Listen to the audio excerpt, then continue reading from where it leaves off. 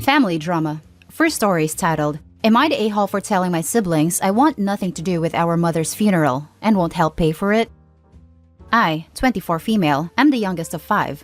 My siblings are John, 33 male, Lucy, 32 female, Nathan, 30 male, and Erica, 28 female. Their, and possibly my, father left when our mother was pregnant with me. I say possibly mine because I do not know if he is my father or if another man is. Nobody does really.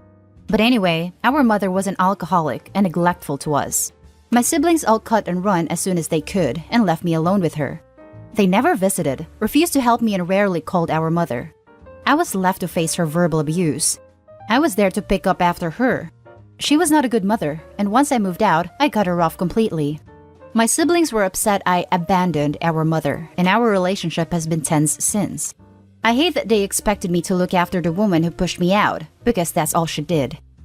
Our mother became ill sometime last year, and in July, they were told she would not make it. I did not see her. They tried to talk me around, but like I told them, I made my peace years ago and I owed her absolutely nothing.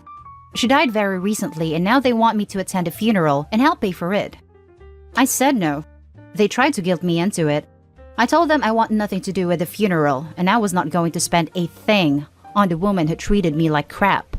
More guilt trips happened and then I pointed out I did it alone for 4 years.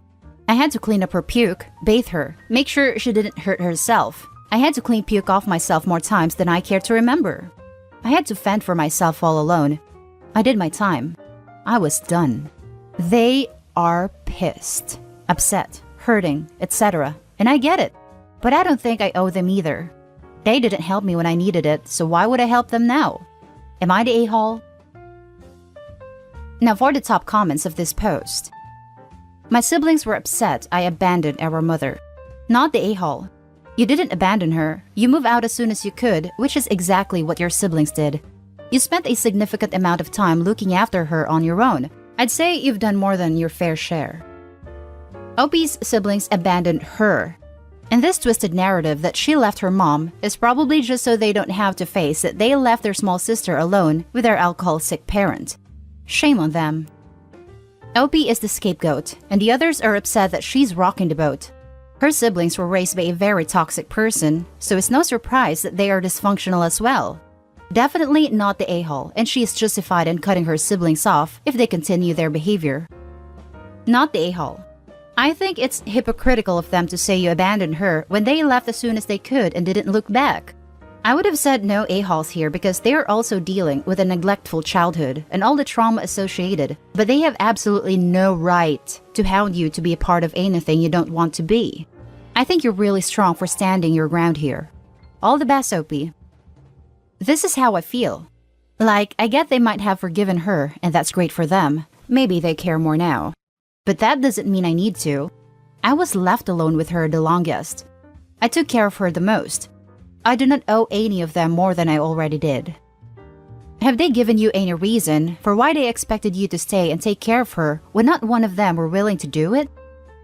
Well, the younger of my 2 sisters said that time we fought about it, back when I moved out, that I was born into it so it was easier for me. But in general, no. Not the a-hole. You don't owe any of them anything. You've more than done your time and you deserve better. Enjoy your life and be happy on your own terms. Yes, I would have not stayed as long as I did, but I had nowhere to go, and I knew it would be hard as F to find some place for me that wouldn't get CPS involved. Now for the second story. My mother recently passed away and my wife won't stop making jokes and acting excited about it. It's really hurting our marriage. What do I do? My mother passed away last week from lung cancer. We did not have the best relationship for a good while, but it still hurt. My wife and her did not get along very well at all. They really just hated each other. They would take jabs at each other each chance they got. I was on my wife's side, as the fights were usually caused by mother. Because of her not accepting and always being a jerk to my wife, I stopped speaking with my mother. When I first heard that she had cancer, I did my best to try to fix our relationship. My wife even tried to help as well. We would bring her stuff and do things to try and help out. She would still say mean things to my wife. We stopped going to see her and helping her because of this. We got the news recently that she was on her deathbed. I went to say my goodbyes while my wife stayed at home. I was really sad when she passed away. To my surprise, only days later my wife started to make jokes about her and her dying. She'd say stuff like, "I hope hell is treating her nice," and just awful comments like that. She was really celebrating her death. She said it feels like Hitler died.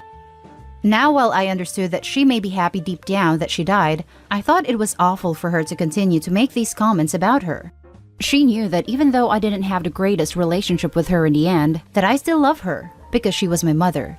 After she made another comment, I asked her kindly to stop. I told her that these comments are hurtful towards me. She asked me if I was serious. I told her that I was. She laughed and didn't say anything else. I thought she was done. Nope. A few days later, I heard her make another comment about her. I broke at this point and yelled and cussed at her and told her to shut the F up. She looked at me like I was crazy. She said, "You cannot be serious right now. Why don't you go ahead and visit your mother in hell?" She started yelling at me more and explained how I should be happy too, and that since I'm not, it must mean I'm on my dead mother's side. I walked away in silence. I didn't know what to say. Now I will admit that my mother did treat my wife awful. I will never really forgive her for doing that, nor will I ever view her the same way. But I think it is unacceptable for my wife to talk about her this way after she's dead. It's gave me no time to grieve at all. I don't know what to do at this point. Should I try to sit down and talk to her? Do I need to apologize about anything? I don't want to let this ruin our marriage, but at this point, I don't know what to do. Now let's read the top comments. Counseling. Now. Either you should have paid more attention to the reasons your mom never liked your wife, or your mom's behavior did even more damage than you realize and your wife needs to find a better way of working through that. Regardless, if she's dug in on insisting that you be happy, instead of recognizing that things are complicated and prepared to treat you like the enemy if you're not in full agreement with her, that's not sustainable, and you need a neutral party to mediate. And if your wife won't go, then find a grief counselor so you can work through your mom's death with someone who will be sympathetic while you sort out where to go from here.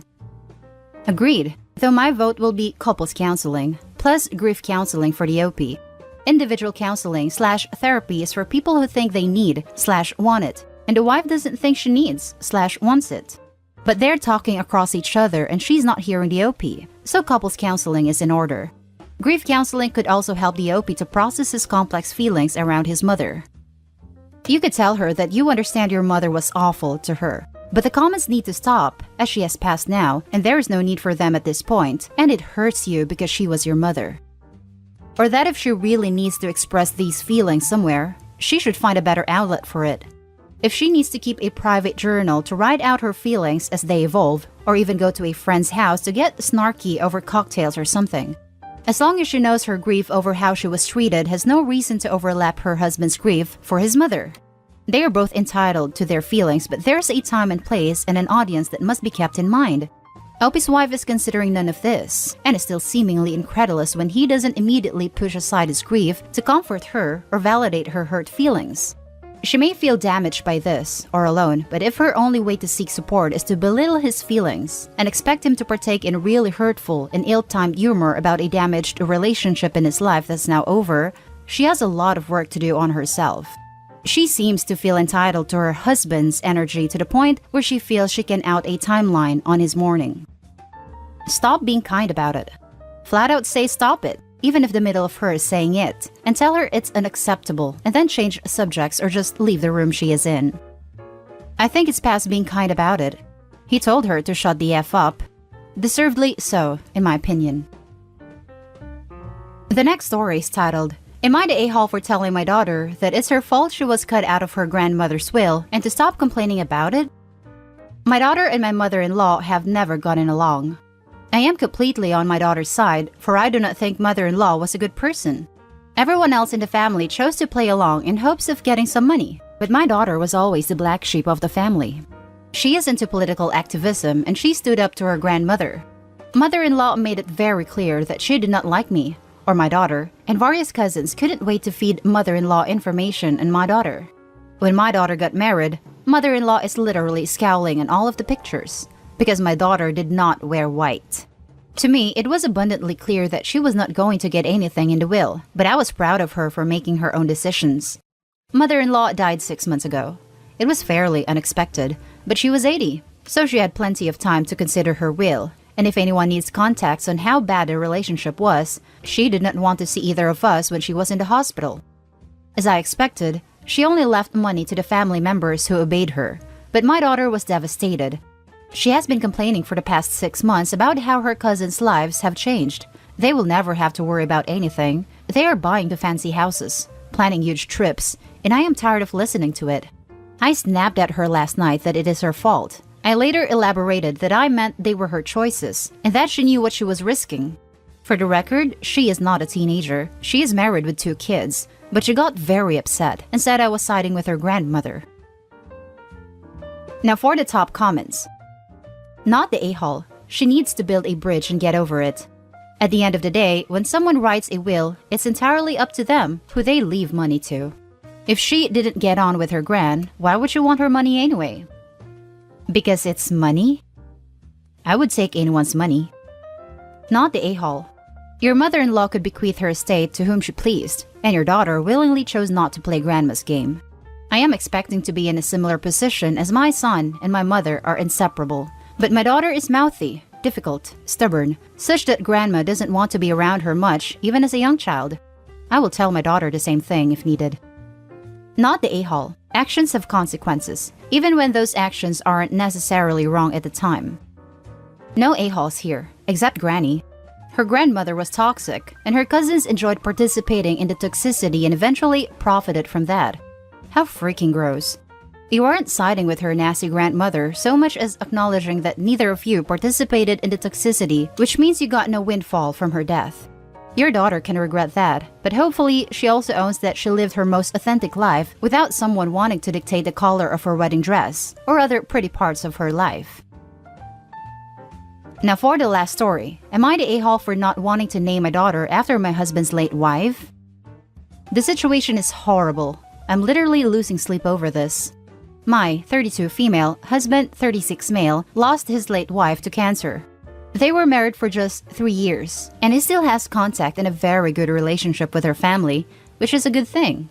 I met him in about a year after his wife's death. We dated casually for a few months till he told me about his feelings and wanting to be in a serious relationship with me. We've married for 6 months now. I'm 18 weeks pregnant with a baby girl. My husband decided to name our daughter after his late wife, right after we got back from ultrasound appointment with the doctor. We started discussing this. It was not okay for him to decide without even talking to me. I wanted us to start looking for trendy names, but he declined and insisted on going with his late wife's name. I was so mad, I couldn't even call mom to give her the happy news. I tried approaching him again, but he told me that I was just hating the name because of what it meant to him. He then literally started calling her with that name, and to make matters worse, he contacted her family and told them he was going to name our daughter after her. When he told me that, I was so upset I yelled at him for not even considering that I too get a say in this. But he doubled down, saying there wouldn't have been possible without him, so he has a right to name our baby after his late wife and wouldn't accept any other name.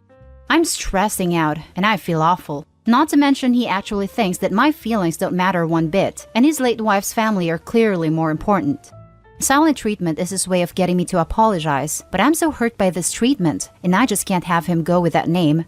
Am I the a-hole here? Now for the top comments. Not the a-hole.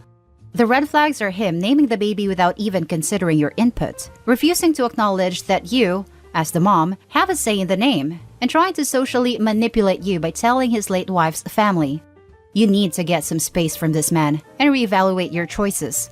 Therapy at least for both of you, if you choose to try and save this relationship. Thank you for this.